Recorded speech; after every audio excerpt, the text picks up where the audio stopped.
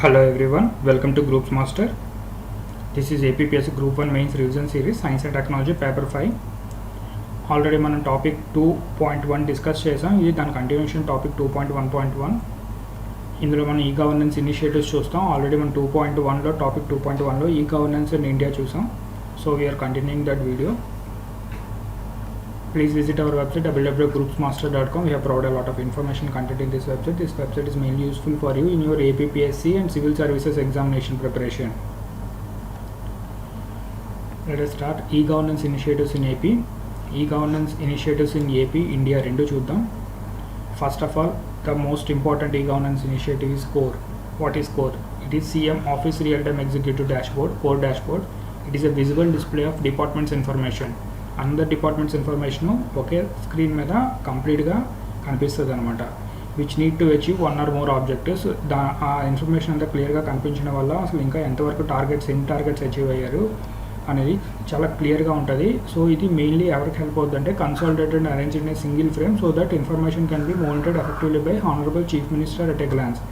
So మన honourable chief minister ఒక single frame మీద మొత్తం అన్ని డిపార్ట్మెంట్స్ ఇన్ఫర్మేషను రియల్ టైంలో చూస్తారనమాట. So that's why core dashboard is very important e governance initiative in Andhra Pradesh. AP government can check on departments activities in order to achieve service level targets with the help of core dashboard. Next is e-Pragati. It is a single access point for all digitalized and digitally transformed services provided by the government of Andhra Pradesh to citizens and businesses, both citizens and businesses. e-Pragati అనేది చాలా single access point అనమాట. ఇందులో మనకి government of Andhra Pradesh provide చేస్తున్న అన్ని digital services కూడా e-Pragati ప్లాట్ఫామ్లో కనిపిస్తాయి అనమాట. సో అందరూ ఇందులో యాక్సెస్ చేసుకోవచ్చు ఆ సర్వీసెస్ అని. Next importance is Spandana. This is revision series, we're moving very fast. Spandana Andhra Pradesh citizens can register their grievances for redressal under the AP government Spandana initiative. స్పందనలోనే మనకి ఏమైనా మన పబ్లిక్ గ్రీవెన్సెస్ అన్నీ కూడా ఇందులో రిజిస్టర్ చేసుకోవచ్చు. దీనికి మనకి ఆధార్ కార్డ్ నెంబర్ ఉండాలి. Every citizen of Andhra Pradesh May seek redressal of his or her grievance from any department officer in the government by visiting spandana.ap.gov.in. A department related grievance అయినా సరే ఈ స్పందనలో సింగిల్ విండోలో మనం అప్లై చేసుకోవచ్చు అనమాట. Next Mee Seva was launched in Chittoor district on 4/11/2011 to deliver revenue and registration department services to the citizens. Main revenue and registration department services to the సిటిజన్స్కి కోసం launch చేశారు. తర్వాత చాలా సర్వీసెస్ ఇంక్లూడ్ చేశారు. It is a single entry portal for entire range of government to citizen and government to business services. Today it offers citizens more than 300 volume of services for various departments functioning under AP government. Mee Seva అనేది government ఓరియంటెడ్గా పనిచేస్తుంది. Next ఈ సేవ అని ఇంకోటి ఉంటుంది. ఇది మీ సేవ కన్నా చాలా పాతది. ఈ సేవలోనే మనకి ఈ సేవ అనేది ఇందులో ప్రైవేట్ ప్లేయర్స్ ఉంటారనమాట. ప్రైవేట్ ప్లేయర్స్ రోల్ ఎక్కువ ఉంటుంది. సో వీళ్ళు ప్రైస్ వేరియేషన్స్ కూడా చాలా డిఫరెంట్గా ఉంటాయి అనమాట. ఇందులోని ఈ సేవలో మెయిన్ మీరు గుర్తుపెట్టుకోవాల్సిన ఏంటంటే ఈ సేవలో ఇచ్చే సర్వీసెస్ చాలా ఎఫెక్టివ్గా ఉంటాయి. ఫర్ ఎగ్జాంపుల్ ఒక కంపెనీ రిజిస్టర్ చేద్దాం అనుకున్నారు అనుకోండి, ఎవరైనా ఈ సేవకి వెళ్తే వాళ్ళకి అందులో పనిచేసే వాళ్ళు ప్రైవేట్ పర్సనల్ ఉంటారు కనుక వీళ్ళకి ఈ ప్రైవేట్ పర్సనల్కి కొంచెం నాలెడ్జ్ ఎక్కువ ఉంటుంది అనమాట. వీళ్ళంతా కూడాను ఆ ఎంటైర్ ఆ సర్వీస్ అనేది ఎలా ప్రొవైడ్ చేయాలి అనేది స్టార్టింగ్ నుంచి ఎండింగ్ వరకు వాళ్ళకి చాలా నాలెడ్జ్ ఉండడం వల్ల చాలా ఎఫెక్టివ్గా ఎఫిషియెంట్గా ప్రొవైడ్ చేస్తారు ఈ సేవా సెంటర్స్లో. Next office. మీకు ఆల్రెడీ గవర్నెన్స్ ఐసిటీ డిస్కస్ చేసినప్పుడు చెప్పాం పబ్లిక్ ఆఫీసెస్లో చాలా ఫైల్స్ బర్డెన్ అనేది తగ్గిందని. The main reason is e office అనేది మధ్యలో interface. AP launched e office a digital work place solution in AP secretariat on 20th December 2014. The e office product pioneered by the National Informatics Centre NIC. మనకి central లెవెల్లో ఉంది NIC. It aims to support governance by using more effective and transparent intra government processes. మనకి ఒక file అనేది starting stage నుంచి ending stage వరకు move అవ్వాలంటే అక్కడ ఒక ప్రాసెస్ జరుగుతుంది, అంతా ఫిజికల్గా జరిగేది. ఇప్పుడు ఈ ఆఫీస్ వచ్చిన తర్వాత అది ఒక ఫైల్ అనేది ఫైల్ అనమాట. ఆ ఫైల్ అనేది ఈ ఆఫీస్ ద్వారా మూవ్ అవుతూ ఉంటుంది అనమాట, ఫస్ట్ లెవెల్ నుంచి ఎండింగ్ లెవెల్ వరకు. Any request to the government goes through an elaborate process of different stages called work flow. దాన్నే మనం వర్క్ ఫ్లో అంటాం ఈ ఆఫీస్లో. Most of these processes handled in the form of files. చెప్పాం కదా files అని which move forward and backward for decisions. ఒక file ఫిజికల్గా ముందుకు వెళ్ళింది అనుకోండి, ఫర్ ఎగ్జాంపుల్ హైర్ అథారిటీ దగ్గర మళ్ళీ ఏమైనా రివర్స్ వచ్చిందంటే మళ్ళీ టైం కన్జ్యూమింగ్ ప్రాసెస్ అనమాట. సో మనకి ఈ ఆఫీస్ ద్వారా ఫైల్ అనేది డిజిటల్గా మూవ్ అవుతుంది కనుక వితిన్ సెకండ్స్లో బ్యాక్వర్డ్ ఫార్వర్డ్ మూవ్ చేసుకోవచ్చు. Any automation of these files can play a crucial role both in improving the efficiency of decision making and also building transparency in governance. ఇది డిజిటల్గా జరుగుతుంది కనుక ఆబ్వియస్లీ ట్రాన్స్పరెన్సీ ప్రొవైడ్ చేస్తుంది గవర్నెన్స్లో. Next ఇది AP state portal.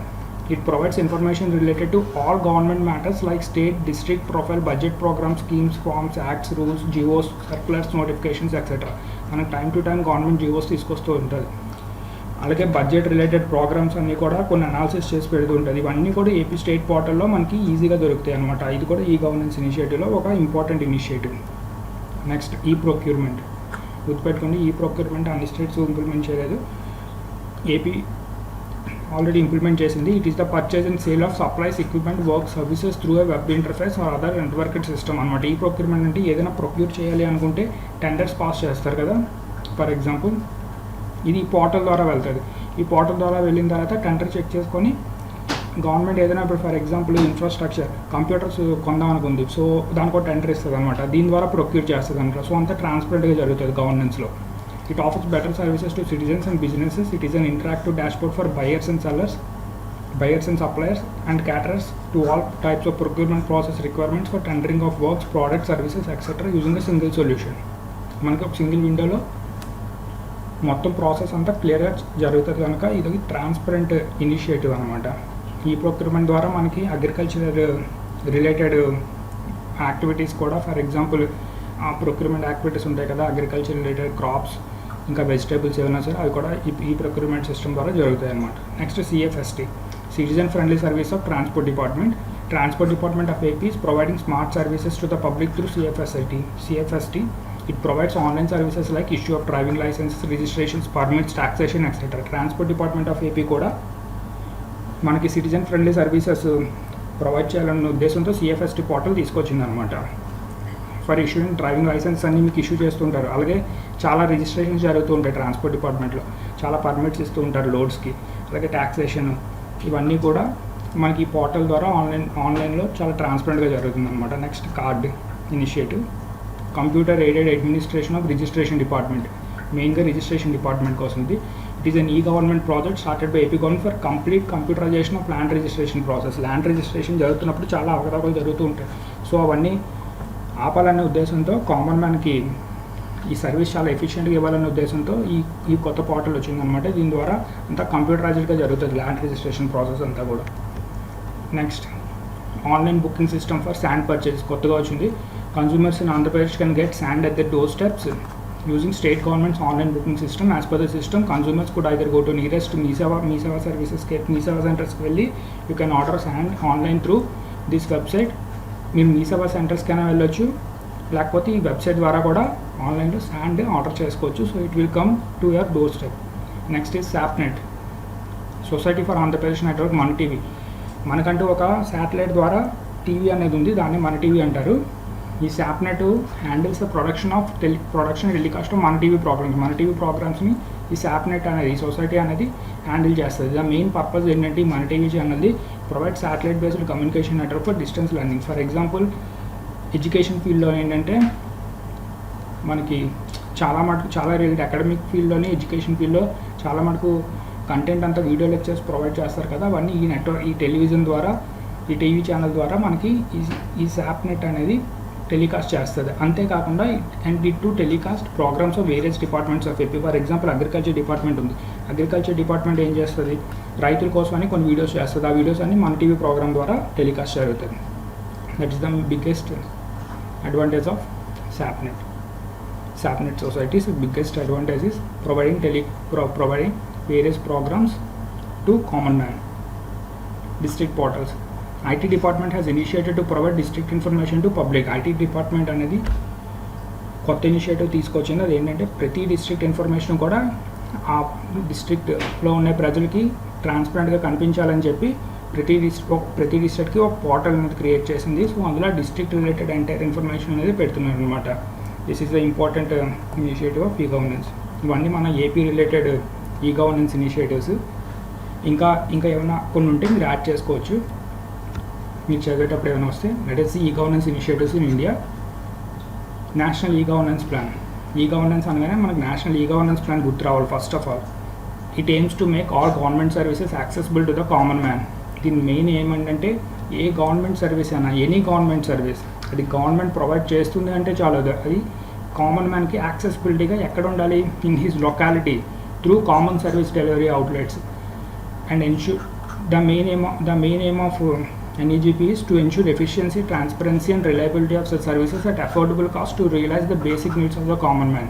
ఏ government service అయినా సరే లొకాలిటీలో అంటే తన లోకల్లోనే తనకు అవైలబిలిటీగా ఉండాలి. దానికోసం common service outlets, common service centres అంటాం, CSCs, వీటిని పెట్టి వీటి ద్వారా మన సర్వీస్ని ఇవ్వాలి అని NEGP ప్లాన్ అనమాట.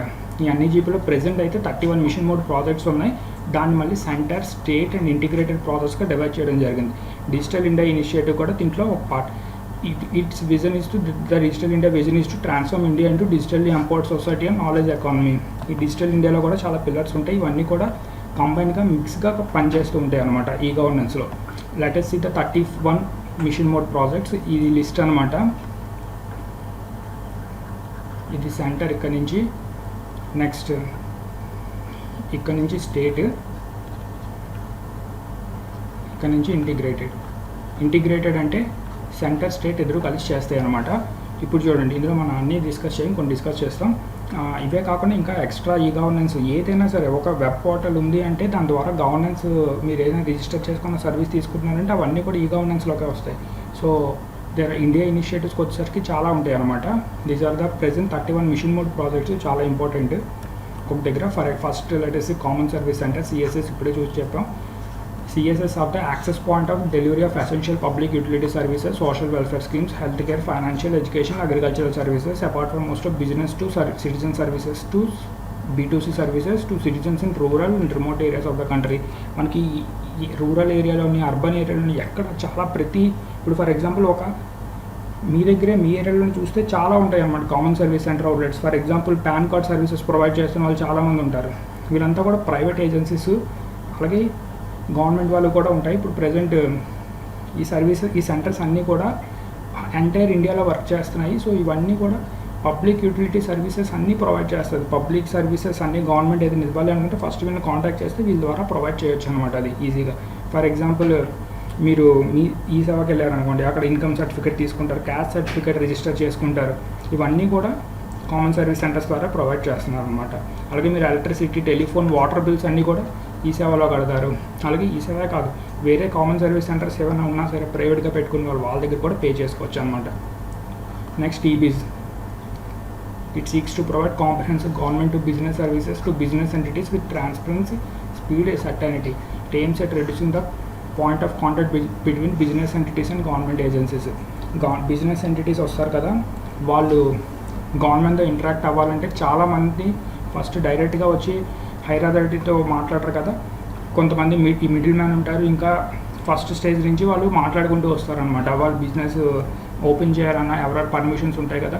సో ఇలాంటి పాయింట్ ఆఫ్ కాంటాక్ట్స్ అన్నిటిని రెడ్యూస్ చేయడానికి ఈ బిజ్ అనే పోర్టల్ తీసుకొచ్చిందంట. So that's why India is getting e businesses, entrepreneurs ఎంత ఫాస్ట్గా వాళ్ళకి బిజినెస్ పెట్టుకునే, ఎస్టాబ్లిష్ చేసుకునే అవకాశం లీగల్గా దొరుకుతుందో, వాళ్ళకి అన్ని క్లియరెన్సెస్ వస్తాయో అప్పుడు ఈజ్ ఆఫ్ బిజినెస్ చాలా బాగుంది అని చెప్తారనమాట.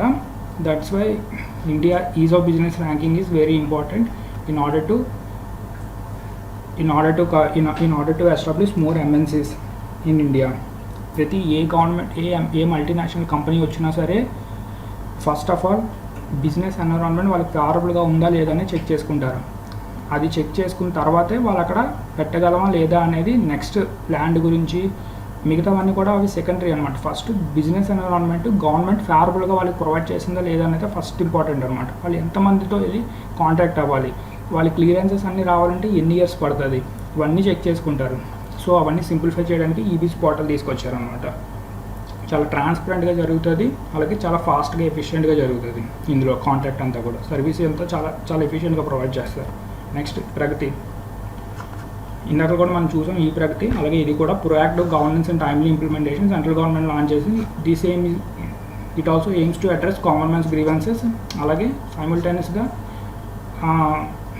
మానిటర్ చేస్తుంది. స్టేట్ లెవెల్ ప్రోగ్రామ్సే కాకుండా సెంట్రల్ లెవెల్ గవర్నమెంట్స్ కూడా మానిటర్ చేస్తూ రివ్యూ చేస్తూ ఉంటుంది అనమాట ఇంపార్టెంట్ ప్రోగ్రామ్స్ని.